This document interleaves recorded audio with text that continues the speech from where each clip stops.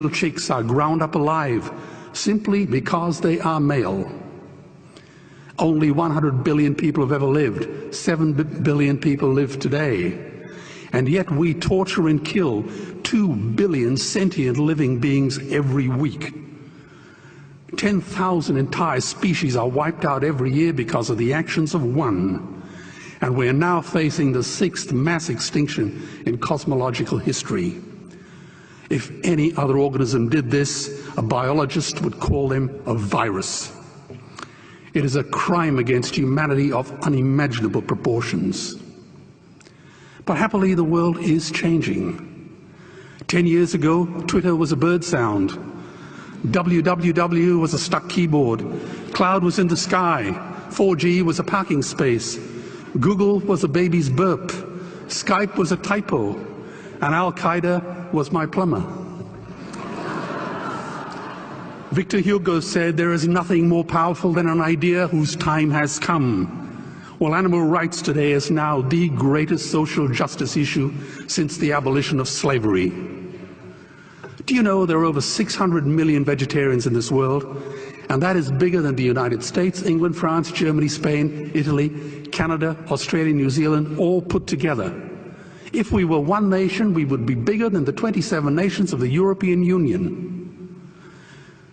Can you believe that? And despite this massive demographic footprint, we are still drowned out by the raucous hunting, shooting, killing cartels who believe that violence is the answer when it should not even be a question. Meat kills animals, kills us, and is killing our economies. Medicare has already bankrupted the United States. They will need $8 trillion invested in Treasury bills just to pay the interest, and they have precisely zero. They could shut down every school, Army, Navy, Air Force, Homeland Security, Marines, CIA, and FBI, and they still will not have the money to pay their doctor bills. And our Cornell and Harvard say that the optimum amount of meat in a healthy human diet is precisely zero. Water, as you know, is the new oil. Nations will soon be going to war for it. Underground aquifers that took millions of years to fill are now running dry. It takes 50,000 liters of precious drinking water to make 1 kilo of beef. Today, 1 billion people are hungry. 20 million people will die from malnutrition. Cutting meat by only 10% will feed 100 million people, and eliminating meat will end starvation forever. If everyone ate a Western diet, we would need 2 planet Earths to feed us. We've only got one, and she is dying. Greenhouse gas emissions from livestock is 50% greater than transport, as Peter said. Cars, trains, buses, ships, lorries, the whole lot. And as I travel around the world, I see poor countries who sell their grain to the West while their own children starve in their arms. And the West feeds it to livestock so we can eat a steak? Am I the only one who sees this as a crime? Believe me, every morsel of meat we eat is slapping the tear-stained face of a hungry child.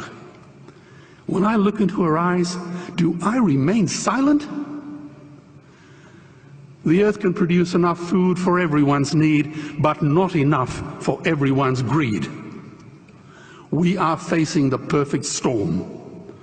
If any nation had developed weapons that could wreak such havoc on the planet, we would launch a preemptive military strike and bomb it back into the Bronze Age.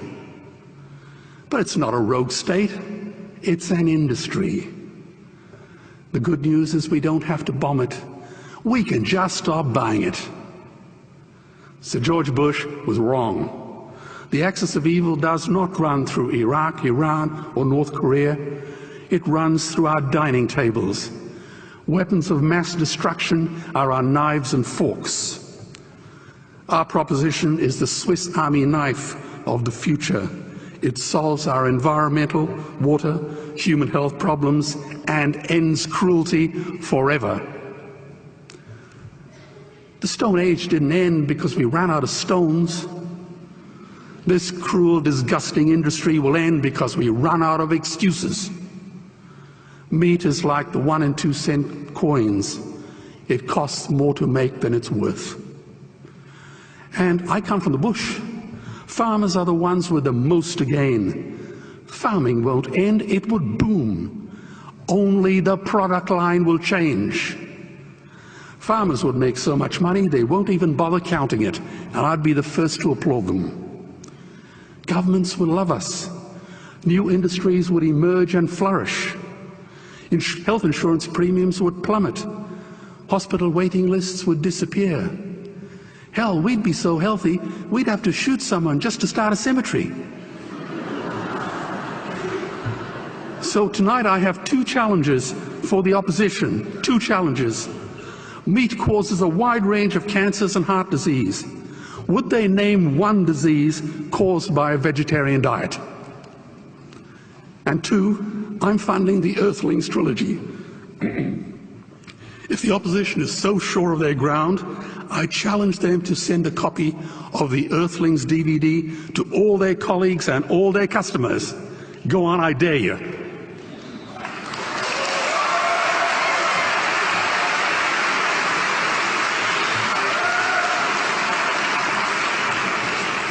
Animals are not just other species, they are other nations, and we murder them at our peril.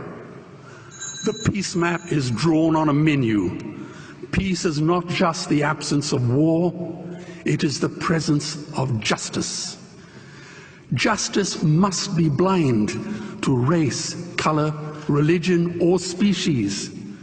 If she's not blind, she will be a weapon of terror. And tonight, there is unimaginable terror in those ghastly Guantanamos we call factory farms or slaughterhouses. Believe me, if slaughterhouses had glass walls, we wouldn't be having this debate tonight. You see, I believe another world is possible. And on a quiet night, I can hear her breathing. Let's get animals off the menu and out of these torture chambers.